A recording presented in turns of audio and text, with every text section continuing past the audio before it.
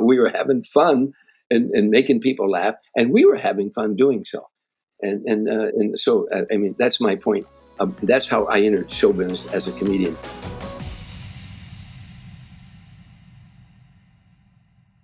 Welcome, Tom.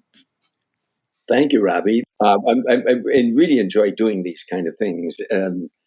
First of all, as you know, as you pointed out, I've been a stand-up comedian for 51 years, and that's what I am first, last, and always, is a stand-up comedian. But one of my passions is also motivating people, because I came from such a negative background, a childhood background, that when I first went into service, I wanted to not return to that negative background. And so I started reading, everything that I could find on improving my mind, and now today I give motivation talks at high schools, colleges, corporations on 4 subjects: perception, visualization, self-talk, and develop a sense of humor.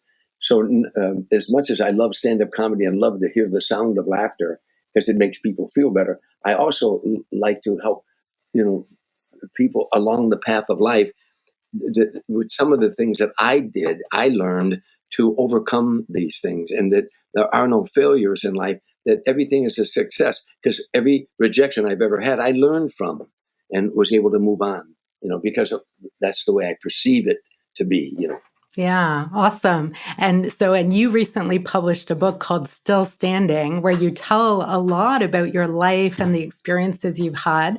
And I would love for you to share with the audience the stories of how you got started with comedy, because it was actually originally to help kids learn to stay away from drugs. Is that right?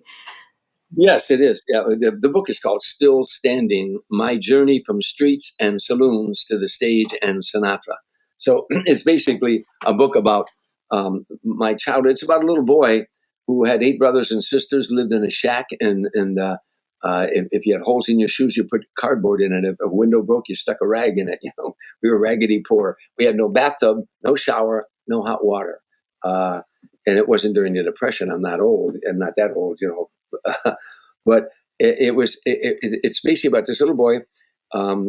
Sometimes if I close my eyes, no matter where I'm at, no matter what I'm doing in life, no matter where I've been on stages throughout the world, performing for presidents, it's if I close my eyes, I see a little boy with a shoe shine box, trudging through the snow, going from tavern to tavern in Harvey, Illinois, where I was born and raised on the south side of Chicago, and shining shoes to make money to help feed his brothers and sisters. And while he's on his hands and knees in these bars, shining shoes, on the jukebox, Frank Sinatra is singing.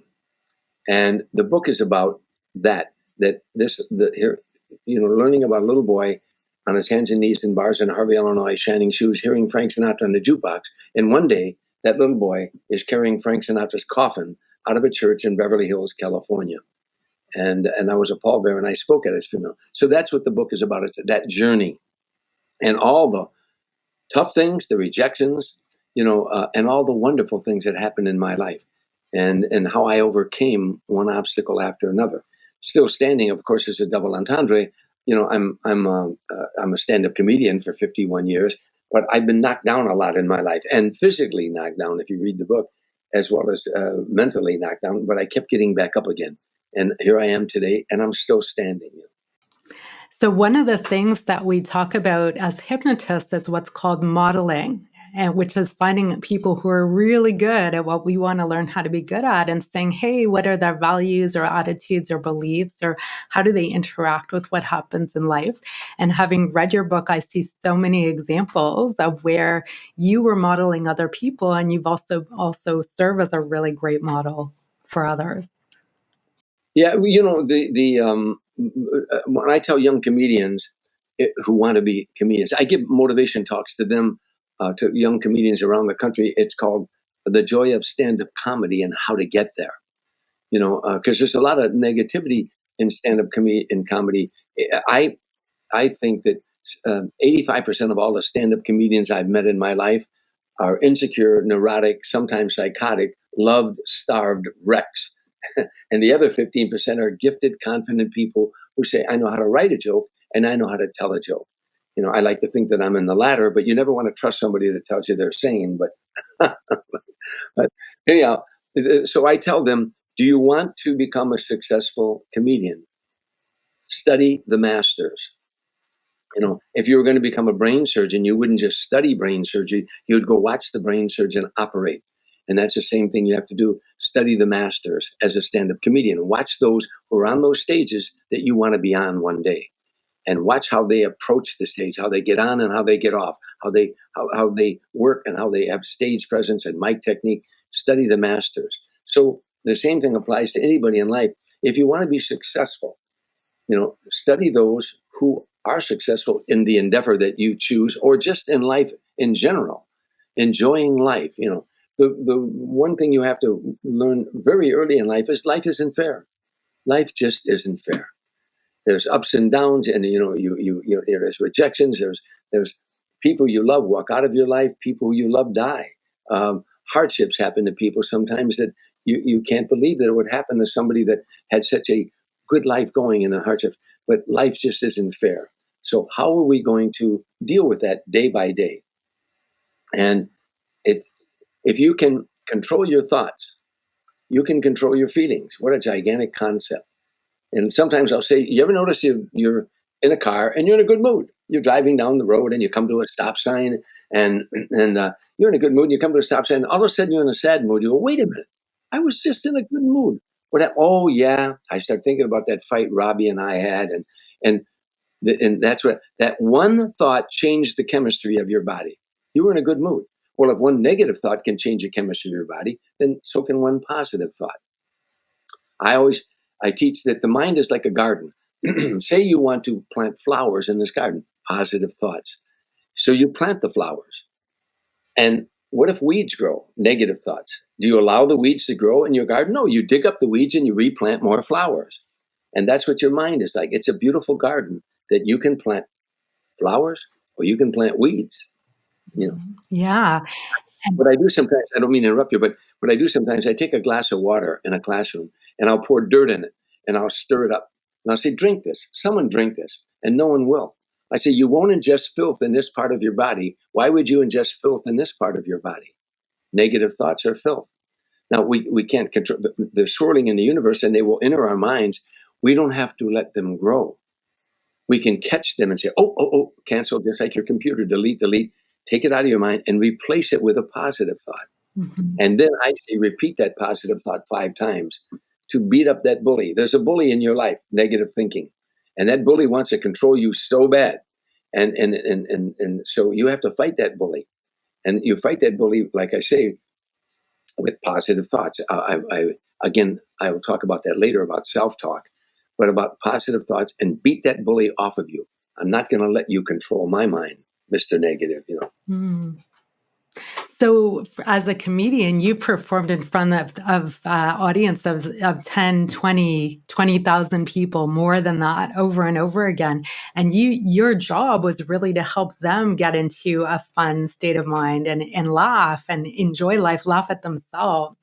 And I'm really curious to hear about what your insight is about how you really got amazing at doing that. That's a huge skill, to be able to connect with a crowd and move them in a positive direction. And the crowd is changing all the time, and different places, different cultures on different days.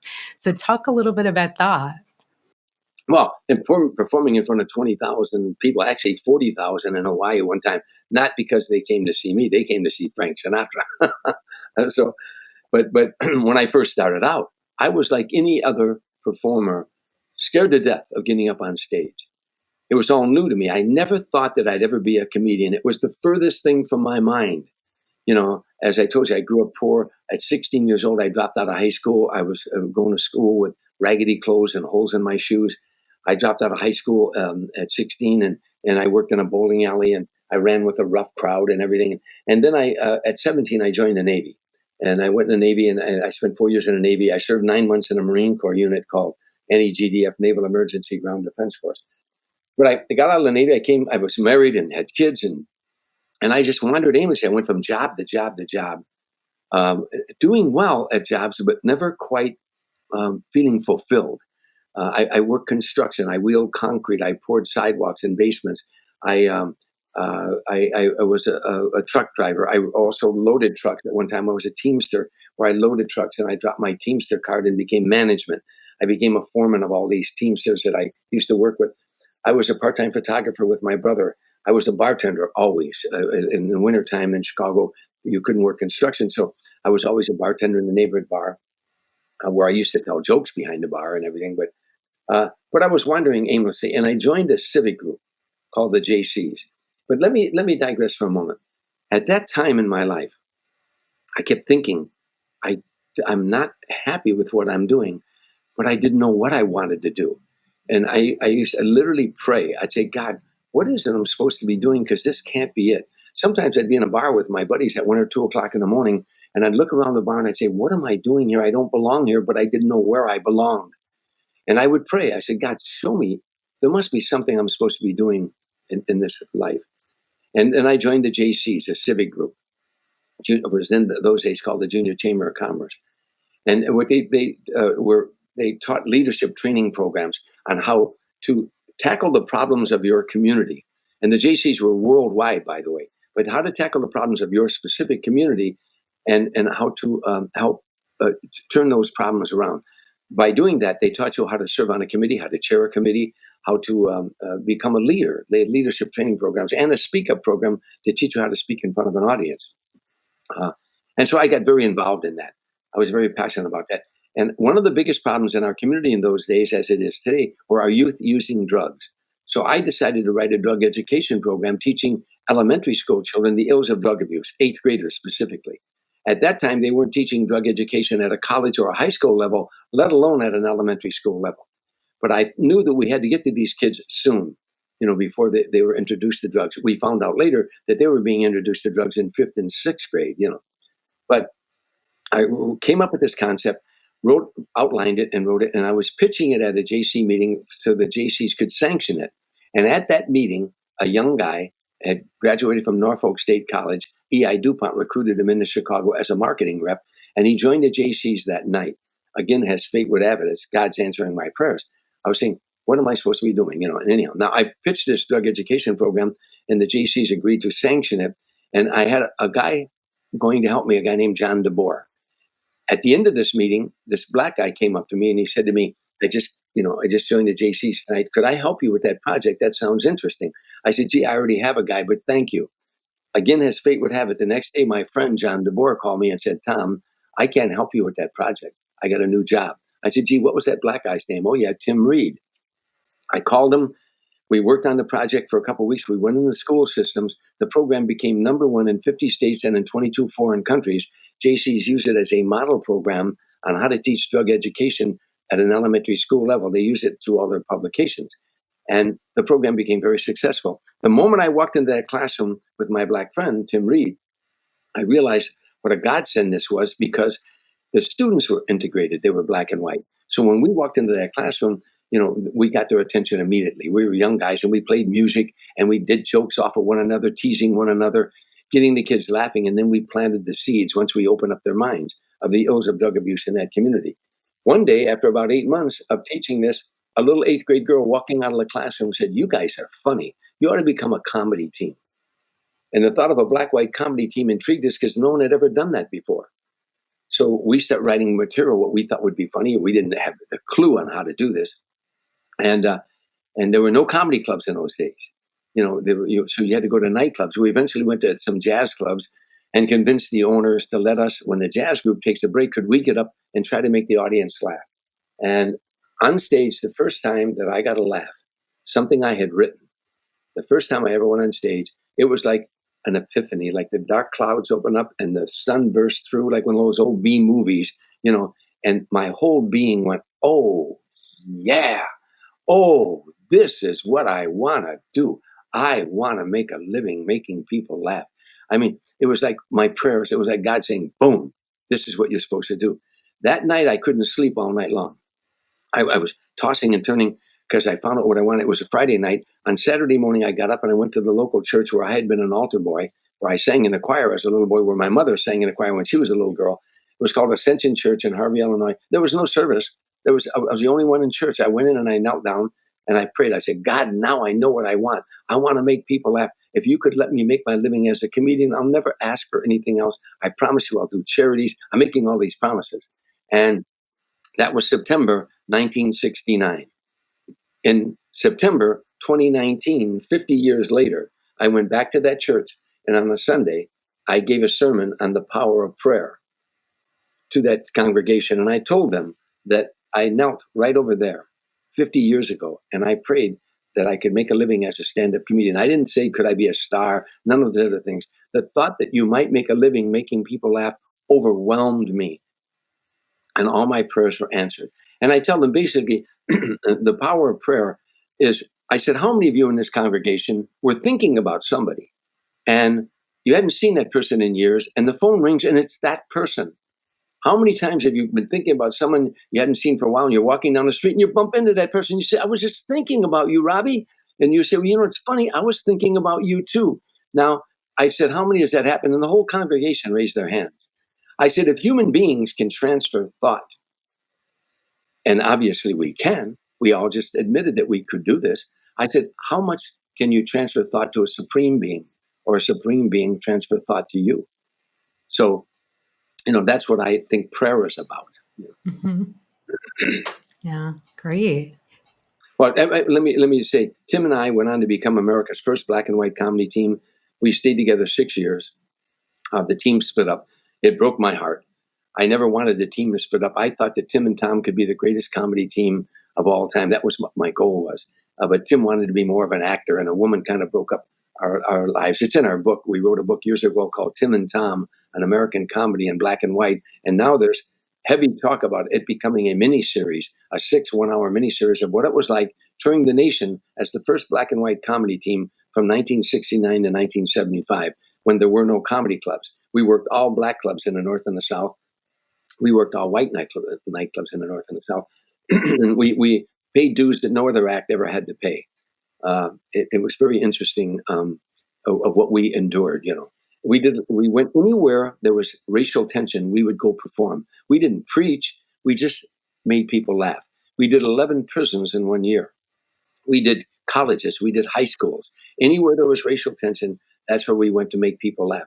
And I'll take this to my grave, and I know Tim will too. I can't tell you how many times in those years that after we performed, a young black kid would come up to us and say, you know, I have a white friend. Now, keep in mind, this is 69, 70, 71. The world was in turmoil. The Vietnam War was raging. You know, I just gotten out of the service. Tim just got out of college. Students were protesting the Vietnam War all across the country. African Americans were rioting in every major city, feeling disenfranchised from the system. So there was riots. There was students protesting. In the middle of all this, we were going across the land trying to make people laugh.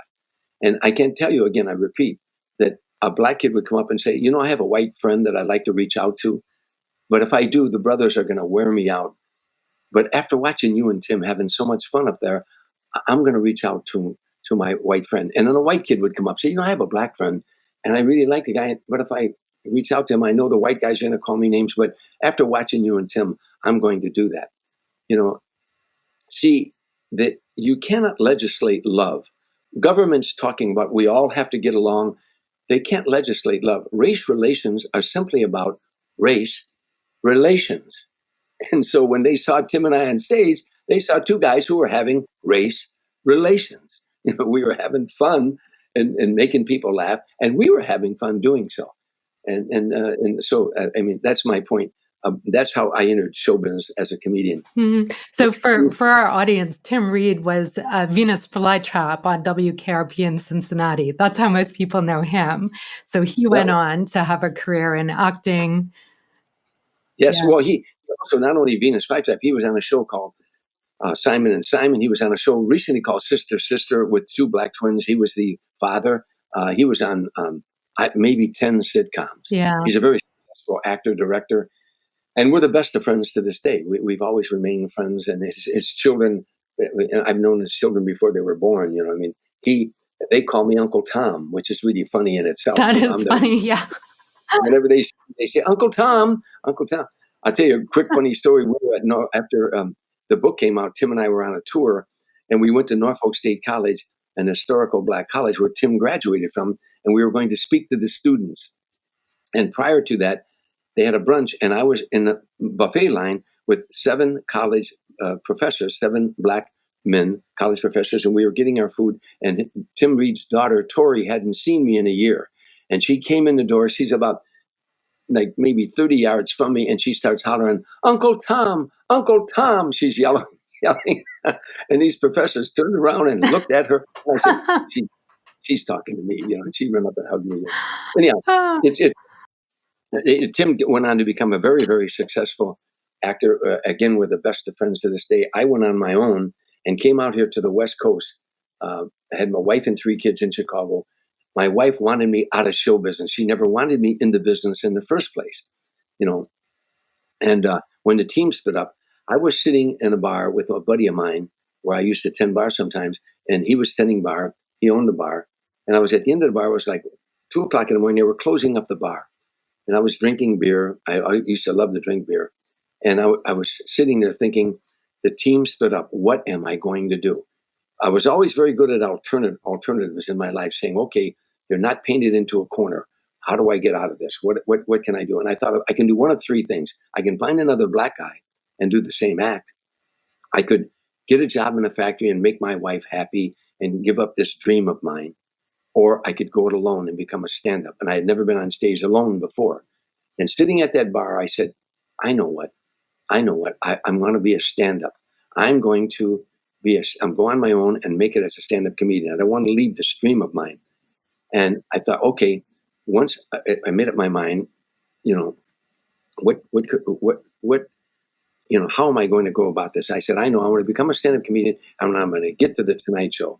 In those days, in 1975, wherever you went in America, people say, what do you do for a living? You say, well, I'm a stand-up comedian. The next question out of their mouth was, oh, yeah? Have you ever been on Johnny Carson? And if you haven't been on Johnny Carson, in the eyes of America, you just weren't a comedian. They didn't say the Tonight Show. They said Johnny Carson, So Johnny Carson, one appearance, Freddie Prinze appeared on the Tonight Show in 1975, one appearance, and the next day he got a sitcom. So all the comedians began to migrate to the West Coast to get on Johnny Carson show from all over the land. They were going because if you could get on the Johnny Carson show, your life would change. While I'm in the bar, I'm thinking, okay, I'm going to go it alone. And I remembered a book I read, and I set my goal that I was going to do the Tonight Show. And I remember a book I read by W. Clement Stone called Positive Mental Attitude. He said, if you know what you want in life, and if it's a noble endeavor, search your life and see if there's anything in your life that can deter you from that noble achievement, and then get it out. Man, woman, or beast, whatever. And I thought about it. What could stop me if I wanted to be a stand-up comedian and get to the Tonight Show? What could stop me? And I thought, drinking. I love to drink beer. I love to drink beer with the guys. Both my parents were alcoholic at one time when I was a kid growing up. And I thought, yes, this could stop me, because you can't go on stage with hangovers and hang out after the show and drinking all night long. You had to be sharp if you're going to write material. And I said, drinking. I said, that's it. I pushed these 2 beers across the bar. And my buddy came down. He was tending bar. He said, through for the night, Tommy? I said, I quit. He said, you quit? I said, I quit. He said, for the night? I said, no, I quit. He said, yeah, right. I said, I quit drinking. He said, I'll see you tomorrow night. And I never touched another drop, 2 years until I became a success. I went out to the West Coast. I hitchhiked. I ended up in an old abandoned car, a Nash Rambler. I had no money. My wife and kids in Chicago. I'm living on $1 a day. I'm eating Kentucky Colonel. They had corn and cluck for under $1, 99 cents. And that's what I ate once a day. I would hitchhike up and down Sunset Boulevard, sleeping in this old Nash Rambler where the front seat came down in those old cars, and I would sleep in it, begging to work for free at the Comedy Store. And while I was sleeping in the abandoned car, and I couldn't even get on at the Comedy Store, I remembered the book I read, The Power of Your Subconscious Mind by Joseph Murphy, that whatever the mind can see and believe, it will achieve. And the way that works is that just before you go to sleep that night, and when you wake up in the morning, you're a hypnotist. Mm-hmm. What do? You put the conscious mind at rest. And when you put the conscious mind at rest, the subconscious mind is now open to suggestion. So every night before you go to sleep, when your conscious mind is most at rest, and when you wake up in the morning, your conscious mind is most at rest, envision the end result you want. Whatever the mind can see and believe, it will achieve. Not how you're going to get there. Just envision the end result. You receiving that diploma, your wife or your husband saying congratulations, on getting your degree. Whatever the end result is, Whatever the mind can see and believe, it will achieve. It works like this, as you know. You say, what was his name? Doggone it, what was his name? What was his name? 2 days later, you at Starbucks say, I'd like to have a coffee. You go, Tom Dreesen. Where did that come from? Once you gave the subconscious mind a problem, it won't rest till it finds a solution. Whatever the mind can see and believe, it will achieve. While I'm sleeping in that abandoned car, I would envision Johnny Carson sitting next to Johnny Carson and him saying, you're a funny guy, Tom Dreesen. Him laughing at something I said, saying, you're a funny guy, Tom Dreesen. Knowing that if I was sitting with Johnny Carson, I'd already succeeded over there with stand-up comedy because Johnny didn't call you over to sit down. In America, if you were on the Tonight Show, you had arrived as a comedian, but to my industry, you didn't arrive until you sat down and talked to Johnny. So I envisioned Johnny talking to me, saying, "You're a funny guy, Tom Dreesen." I couldn't even in those days get on at the Comedy Store. I ended up doing 61 appearances on the Tonight Show. This is the picture I envisioned in my mind when I was sleeping in the abandoned car. Johnny Carson talking to me. This is the picture pointing, "You're a funny guy, Tom Dreesen. You're a funny guy." So This for is our what listeners, he's showing us the actual picture of it happening. Yes. Yeah. Yeah. Yeah. And I do that to my classes too. Mm-hmm.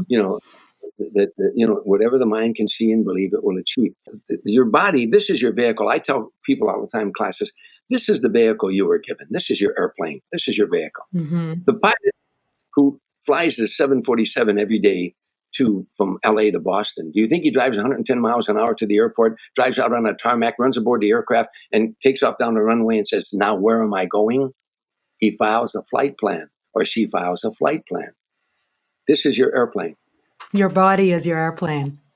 Yeah. The subconscious mind wants to know, where do you want me to go? Mm-hmm. You see the end result, you believe it, and you believe it with all your heart, and the subconscious mind said, now I know where you want me to go.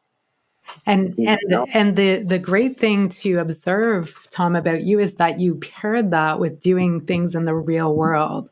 You were willing to go and have experiences and do great, or to have some challenges or failures, right? Like you're still standing and you got knocked down a lot, but you got back up. And I think that is very important for people to know. Like from what I'm observing from reading your book and listening to the stories you're telling us now, is that you were able to tune into people beautifully because you did it over and over and over in very challenging circumstances. To be a black and white comedy team in, the late 60s, early 70s with mixed crowds or different crowds every night, that would be a very, you have to be pretty flexible to be able to do that. So you honed your craft by doing it over and over and over and being really interested in people and these kinds of dynamics. And then eventually you just became a master at it. Would you say that that's accurate in terms of learning how to do this? I appreciate you saying a master, but I'm a lifelong learner, and we all are. We're lifelong learners. The day you think you've arrived, you're on your way back down again. I agree. Yes, that is a good point. So I like to think that I'm always learning every day. The challenges that are thrown at us in life. You have a choice. Short of, look, if somebody has a chemical disorder, that has to be dealt with. Obviously, yes. But I tell you, one time a friend of mine came to me at 52 years old. He had a heart attack, and it was mild, but it scared the bejesus out of him. And he went into depression, and he was really depressed. And he came over and visited me, and he said, "Tommy, I know you give these motivation talks. I can't get out of this funk, and I don't know," which, by the way, happens a lot to people who have heart attacks. They go into a little depression afterward. And I said to him, his name is Dennis. I said, "Dennis, the day that I started to live," I said, "now, if you have a chemical disorder, you got to go to a doctor. I'm not a doctor." But I said, if it's something mental that you're working on, I said, the day that I started to live, truly started to live, was the day that I totally embraced the fact that one day I was going to die. When you totally, and all of us say, oh, we all know that. We put it on the back burner. We know that, but we put it on the back burner. But the day you totally embrace the fact that one day you're going to die, then you have a choice. You can live every day until you die, or you can die every day until you die. And he said, whoa, repeat that again. Repeat that to me. I said, you can live every day until you die, or you can die every day until you die. Thinking negative every day, worrying every day is dying every day until you one day will die. 2 weeks later, he called me from the Bahamas with his wife. He said, I'm having the time of my life. You'll never know how much that one sentence changed my life. I'm going to live every day until I die. I'm going to meet challenges. I'm going to try new things, but I'm going to live every day until I die. I was on an airplane one time, when I struggled through the years and wasn't getting many jobs and had a wife and 3 kids. And then all of a sudden now I'm doing Tonight. I'm doing the Johnny Carson. I'm doing Dinosaur, Merv Griffin, Mike Douglas. I'm doing Midnight Special, Rock Conscious, Soul Train, American Bandstand. I'm doing Hollywood Squares, $20,000 Pyramid. I'm doing all these shows. People are calling me from all over the country because I'm doing all these TV shows. I'm working everywhere. Now, I'm on a plane one day heading east, and I looked out the window and I saw myself on a plane going west. And I said, I think I'm working too much. I'm being facetious, but on that long plane ride, I'll never forget, there was an old magazine there, and I picked it up. I had read everything but the air sickness bag, and I'm reading this magazine about anthropology, and I wasn't interested in anthropology, but it was by Dr. Carl Sagan, who I later began to admire very much. Interesting guy. You can look him up on the internet if you don't know who he is, but Johnny Carson had him on a lot. But he's a very fascinating guy. But anyhow, he's talking about anthropology or something. He's talking about dinosaurs ruled this planet for 250 million years. Man, in this present form, from Cro-Magnon to Neanderthal to now, maybe 100,000 years or something like that, has ruled the planet. And this planet has been here 5 billion years, he was saying.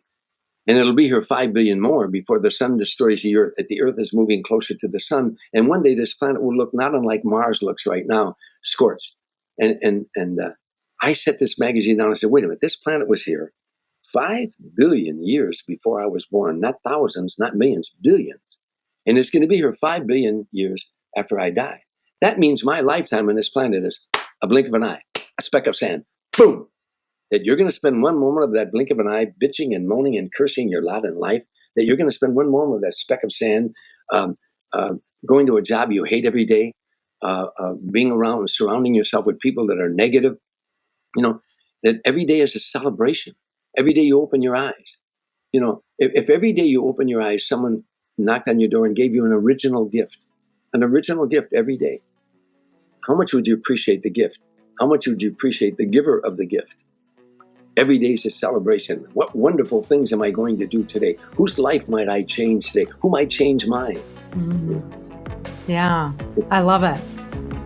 So many amazing stories and nuggets of wisdom from comedian Tom Dreesen. And we haven't even heard his Frank Sinatra stories yet. On next week's podcast, Tom will share some of Frank Sinatra's secrets for connecting on a deep emotional level with your audience and having the courage to honor what you have to give the world. Remember to click the button to subscribe, share this podcast with a friend, and please leave us a review so you can help others to benefit from the podcast too. And if you're wanting to discover more about how hypnosis training can help you, go to hypnosistrainingcanada.com and schedule your free consultation. Until next week. You've been listening to The Hypnosis Show with Robbie Spear Miller. Tune in next time to learn more about how you can change your life with hypnosis. And if you are interested in learning more about training opportunities, go to hypnosistrainingcanada.com and schedule a free consultation.